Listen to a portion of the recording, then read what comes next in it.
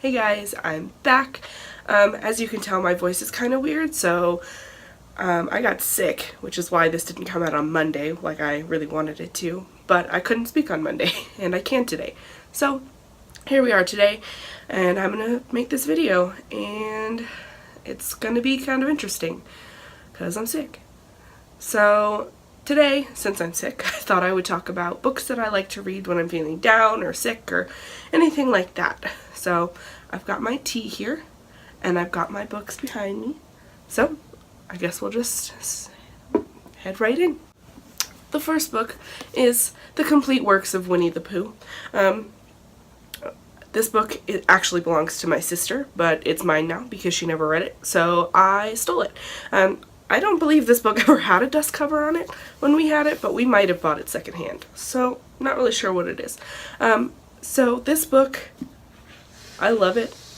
I read it every year at least once.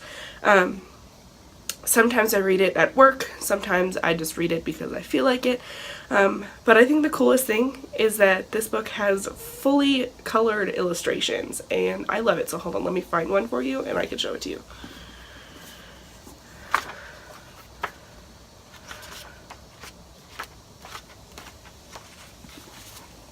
Here one is. There we go, so you guys can see it. I really love this book. The fact that it has illustrations in it and they're the original stories, just, I love it. It also has a map in the front, and it's great because I love books with maps. Along with the fully colored illustrations, there's also black and white illustrations almost on every page. So I'll find a couple of those as well. That's the very first page.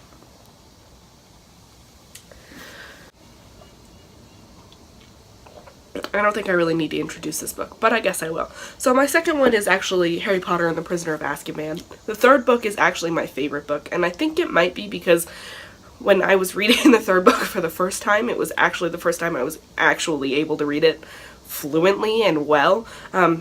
When I was reading the first two, I was still a little bit young, so I had a lot of help reading it, but by the time I got to the third one, I was more of a fluent reader. So it just kind of holds a special place in my heart, and I love it a lot. So obviously, this book is a fairy tale retelling, and it is called A Kiss in Time by Alex Flynn, and it is a Sleeping Beauty retelling. I really like retellings that get put in the modern times just because I feel like they're more relatable, I guess.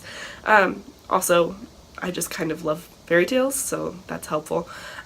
I tend to go back to this one because I feel like it's just exceptionally written. I have most of Alex Flynn's other work, but I really love this one the most. So this is the one that I always read when I'm feeling down. The next and last book on the list is relatively new, and it is Aristotle and Dante Discover the Secrets of the Universe.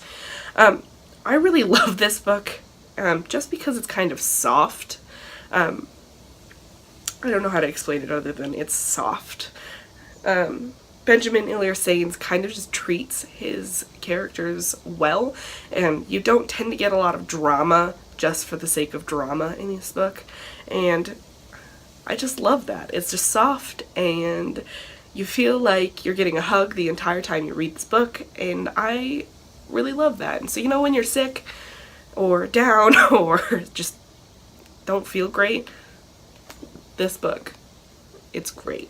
Also, I have to say, it's appropriately floppy. Like, I can just hold it with one hand and it'll stay open to the page that I'm on, and I love it. Now, sometimes I'll read this book and sometimes I'll listen to the audiobook, which is narrated by Lin-Manuel Miranda, but it kind of just switches off. Can't really say definitively one or the other. So that was the last book on the list. It was a relatively short list, and that's okay, but I made my video for the week, and now I'm gonna go get ready for school, I guess.